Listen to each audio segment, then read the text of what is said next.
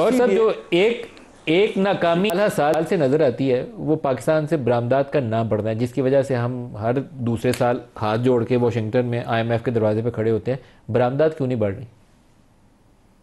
इसका नदीम मैं जवाब दे देता हूँ। इंटरबैंक से क्यों बाय किया? इंटरबैंक में डॉलर्स मौजूद थे, लोगों ने लॉकरों में रखे हुए थे 2022 में, और जब लॉकर्स में डॉलर रखे गए और लोगों ने कहा कि पाकिस्तान में क्या था, एक तरफ फ्लड ऑफ मिसमैनेजमेंट था, नीचे ज़मीन पे सैलाब आया हुआ था मिसमैनेजमेंट, और सर पे क्या था, स्टॉर्म ऑफ नेगेटिविटी, तूफान आया हुआ था नेगेटिविटी का। उसमें लोगों ने $6-7 अरब डॉलर इंटरबैंक की परचेज है। आज से 2 साल पहले 350 रुपये का एक्सचेंज रेट देखा है ओपन मार्केट में, और ये कहते सुना है कि 500 हो जाएगा, और अल्हम्दुलिल्लाह 2 साल गुजरने के बाद आज 280 पे खड़े। वो $10 बिलियन जो लोगों ने लॉकरों में रखा था नदीम, वो सारा बाहर आया। अगर इंटरबैंक में ना खरीदती गवर्नमेंट तो ये शायद 220 रुपये हो जाता डॉलर। तो इसलिए इंटरबैंक में नहीं खरीदा कि हुकूमत को ज़रूरत थी, हुकूमत के पास पैसे आए, वो आज वो रिजर्व में, करंट अकाउंट तो नदीम सरप्लस है 1.6, तो वो पैसे हमारे रिजर्व्स में बिल्ड हुए हैं, और उसके अलावा सरप्लस भी 1.6 हमारे रिजर्व में बिल्ड हुआ है पिछले 2 सालों में। सो माई पॉइंट ऑफ व्यू है इसके, हमारी एक्सपोर्ट आज से 2 साल पहले $27.5 बिलियन पे थी, पिछले साल 10% से ग्रो की थी, 30.5 आई। इस साल ईयर ऑन ईयर मैं कह रहा हूँ 7%, मतलब 33 पे आएगी। अगर हम सिर्फ 10% नदीम ग्रो करते चले जाए ना, सिर्फ 10%, तो हम 5 साल में $50 बिलियन पे होंगे। हम करके तो देखें, हम एक सीधे रास्ते पे चल के तो देखें, क्योंकि हर थोड़े दिन के बाद तो हम कहते हैं एक ही बात कि जनाब this is not good enough, और इसको बाद जो है ना हमें कुछ और करना चाहिए, और कुछ नहीं करना। हमें मुल्क की एक्सपोर्ट को 10% से ग्रो कराना है, अपनी डोमेस्टिक इकॉनमी को ग्रो कराना है, अपनी मैन्युफैक्चरिंग को ग्रो कराना है, अपनी एग्रीकल्चर को ग्रो कराना है, अपनी IT सर्विसेज को ग्रो, यही हमारा फ्यूचर है। आज इसको समझने, कल समझने, परसों समझने, और अपनी ह्यूमन रिसोर्स को डेवलप करना है। This is the only way forward for Pakistan and only way to prosperity. This is my view. Nadeem Bilal साहब, जो बात गौर साहब ने कही है, वे फॉरवर्ड तो यही है, लेकिन वो रास्ता लेने के लिए हमें क्या इकदाम लेने हैं वो अभी तक वाजे नहीं है। देखिए नदीम साहब, मैं तो यही कहूँगा जी, नंबर 1 आई टोटली एग्री जी। आई थिंक इसके ऊपर any one who follows the economy would agree कि the only way we can get out of this cycle, boom और bust cycle, is to export our way out of it. उनको $50 अरब कर दो, जी $20 अरब है ना जो गैप, फाइनेंसिंग गैप, जिसकी वजह से IMF के पास बार बार हम जाते हैं और मल्टीलैटरल्स के लिए लोन लेने पड़ते हैं। आप वो $50 अरब एक्सपोर्ट से ले लें, आपका क्राइसिस कोई नहीं है। जो वो बात कर रहे हैं बिल्कुल हमारी तो बात से मुताबिक रखता है, और मैंने आपसे यही कहा कि चाहे वो टैरिफ पॉलिसी हो, चाहे वो हमारे एनर्जी सेक्टर रिफॉर्म्स हैं जिसमें कुछ बिजली के नरखों में कमी आई है, और यकीनन आगे सफ़र बाकी है उसको रीजनली कंपेरेटिव करने के लिए, वो आगे इंशाल्लाह आप मज़ीद बेहतरी देखेंगे। चाहे वो एक इंडस्ट्रियल पॉलिसी हो, वो जो भी आप आइंदा दिनों में देखेंगे, जिसके अंदर प्राइवेट सेक्टर के अक्रॉस 8 एरियाज़ हम इंडस्ट्री एक्सपर्ट्स के साथ मिलकर एक मुरतब करें इंडस्ट्रियल पॉलिसी। ये सब चीज़ों का मिलाप, और साथ नेचुरली प्राइवेटाइजेशन और ईज़ ऑफ डूइंग बिजनेस के जो रिफॉर्म्स है, ये सब मिला के ये माहौल बनाएंगे। दूसरा सर्टेनिटी ऑफ पॉलिसी है, और मैं इस पर बिल्कुल इत्तफाक करता हूं कि एक दफ़ा हम एक चीज़ जब तय कर लें, एक चीज़ अनाउंस कर दें, तो फिर उसके साथ विल हैव टू स्टिक। जब मैंने आपसे टैरिफ रिफॉर्म्स की बात की तो यकीनन देखिए आगे अनसर्टेनिटीज़ और चेंजेस आते हैं, but the reason for announcing a 5-year tariff reform was exactly this, ताकि हम बिजनेसेस को, अपने एक्सपोर्टर्स को, और वो इंडस्ट्रीज़ जो एक्सपोर्टिंग इंडस्ट्रीज़ बनना चाहती हैं उनको ये सर्टेनिटी दे सकें कि अगले 5 साल का पाथ ये है, पहले साल के मेजर्स जो बजट में अनाउंस्ड है वो ये हैं, और 5 साल बाद हम यहाँ पर होंगे, ताकि उस हिसाब से आप अपनी प्लानिंग कर सकें। यकीनन ये हुकूमत का चैलेंज होता है और जिम्मेदारी होती है कि वो सर्टेनिटी ऑफ पॉलिसी और उस पाथ पे स्टिक करे, और इंशाल्लाह यही हमारा इरादा है। मिफ्ता साहब, जो इस साल हमें $6-7 अरब तो पेट्रोलियम की कीमतों की वजह से $6-7 अरब की बचत होगी, फिर रिमिटेंसेज आपकी कोई कम बेश $8 अरब की इजाफी इस साल आपको मिल रही है, तो ये $15 अरब की आपको एक ऐसी इनकम है जो पहले आप एंटिसिपेट नहीं कर रहे थे, आपको आ गई। अगले साल क्या होगा, उसके ऊपर बहुत ज़्यादा इन्हिसार होगा हमारे एक्सटर्नल सेक्टर का, आप क्या कहते हैं?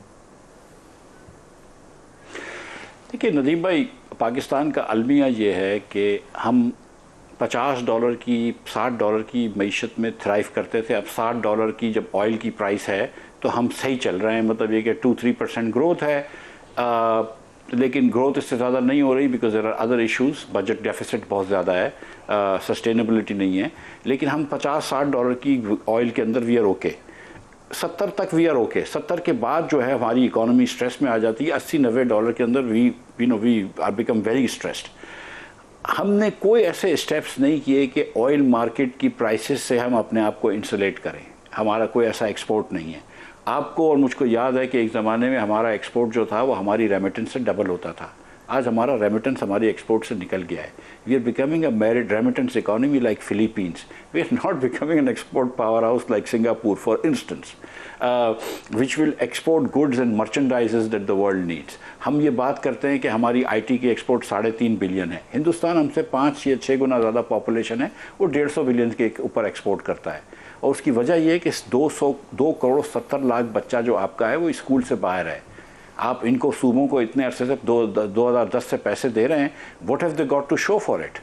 आप ये तो देख लीजिए कि आपका 10 में से 8 बच्चा जो है वो पढ़ाई नहीं कर सकता, उर्दू के 2 जुमले नहीं पढ़ सकता 10 साल की उम्र में। तो हमने वो पूरे नंबर्स पढ़े नहीं है इकोनॉमिक सर्वे में, लेकिन वो चल रही थी खबर उसकी कि शायद कुछ 27% स्कूल है सिंध में जहाँ पे बिजली लगी हुई है। तो आई वाज जस्ट शॉक कि हमारे पास तो बिजली का ढेर है और वहाँ 27% स्कूल है जहाँ बिजली लगी। सर ये तरजीहात की बात है ना, तरजीहात की बात है। आपने अब भी इस वाले PSDP में भी जो सूबों के आपने ये प्राइम मिनिस्टर साहब ने चेयर करके 2900 या 2869 अरब रुपए का जो आपने PSDP का ADBs का पैकेज अप्रूव किया है, उस पर आपने क्या करने की ज़रूरत थी आपको? इस बार आप ये कम करके अगर आप थोड़ा सा टैक्स ब्रेक दे देते, आप बिस्प की पेमेंट्स बढ़ा देते, डबल या ट्रिपल कर देते लोगों को, तो आप स्टंटिंग कम हो जाती, इलिटरेसी कम हो जाती। आप कोई बच्चों की प्राइवेट वाउचर्स की स्कीम स्कूलें करें, आप लोकल गवर्नमेंट, जो गवर्नमेंट का सेक्टर जो लोगों को डिलीवरी करता है, लोकल गवर्नमेंट, वो आपके मिसिंग है। आपकी 3 पार्टियां जो हैं वो तीनों जमहूरी पार्टियां सपोजिटली, PTI, पीपल्स पार्टी और मुस्लिम लीग, ये तीनों हुकूमतों में कहीं नहीं देते। पंजाब के अंदर तो सारे का सारा पावर जो है वो चीफ मिनिस्टर साहबा ने सलब कर लिया है। सिंध के अंदर और KP के अंदर कोई लोकल गवर्नमेंट का कॉन्सेप्ट नहीं है। सो द थिंग इज़ कि ये मतलब इजारादारी हमने सेट कर दी हैं। हमको सूबों की बाउंड्री भी चेंज नहीं करनी है, हमको लोकल गवर्नमेंट भी नहीं करना है, हमको पैसों का ज़िया भी करना है, सूबों को टैक्स भी जमा नहीं करना है। वफाक ने रिलीफ देनी है आधे % की, और उसके बाद सिर्फ खाली बैंकारी के ऊपर एक आप कैश विड्रॉ करेंगे तो 1000 रुपये, पहले लाख रुपए 600 रुपये लगते थे, अब 1000 रुपये लग रहे हैं। अपने अपने खर्चे बढ़ा लेने हैं, अपने हुकूमत के खर्चे बढ़ा लेने हैं, PSDP बढ़ा लेने हैं, MNS MPS के प्रोजेक्ट्स कर देने। तो सर इसी से मुल्क गरीब रहता है, इसी से मुल्क पीछे रहता है। आप दुनिया में हर साल दूसरे ममालिक से 70 अरब की एलोकेशन है जो पार्लियामेंटेरियंस के लिए, क्यों हम 70 अरब की उनको दे रहे हैं एलोकेशन? वो सही कह रहे हैं मिफ्ता साहब कि 70 अरब आप उस पर कम भी खर्च कर लेते PSDP में तो वो ठीक था।